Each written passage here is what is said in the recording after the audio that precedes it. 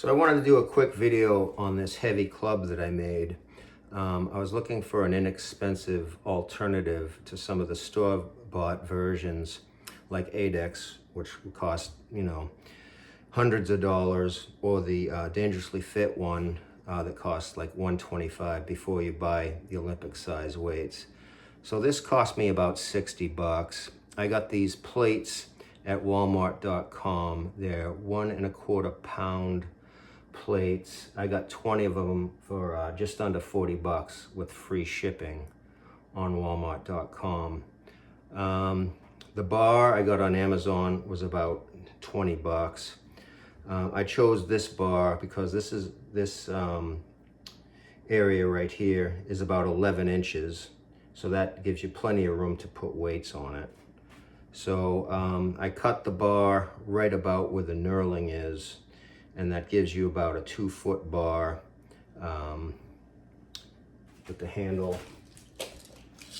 Yeah, the handle's about 1 foot, and then you get about 1 foot up here. So that's about what the size of the store-bought clubs are.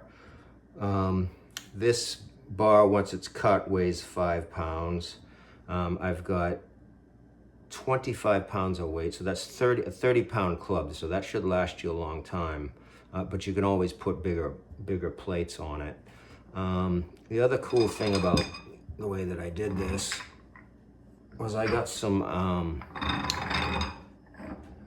1.5 inch PVC pipe, and I just cut it into sections. So you can figure this any way that you want, distribute the weight any way that you want. If you want it heavier on the ends or in the middle, or however you want to do it. It gives you a lot of options in that way. So basically what I did was I cut the bar, started with a hacksaw, then I finished it off with a Sawzall, filed down the ends. Now this is a 1-inch diameter bar. Now Adex sells bars in 1-inch diameter, 1.2 inch, and 1.4. So I wanted to thicken this up a little bit. You could probably, if you like this diameter, this is a pretty good grip on this, so you could keep it like that, but I wanted a little bit thicker diameter. So I couldn't figure out how to thicken it up in a good way, but what I had lying around was this stuff. This is aluminum flashing, and it's rubberized, and it's got an adhesive back, and it's really, really sticky. So basically, I was trying to figure out how I wanted to do it, so I was experimenting. I wanted to cut it to exact size.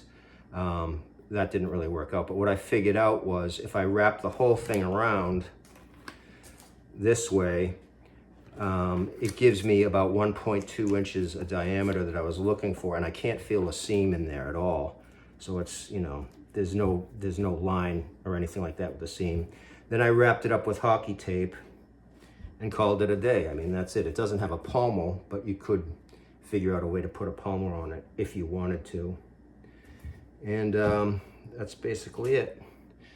I'll show you what it looks like with all the weights on it.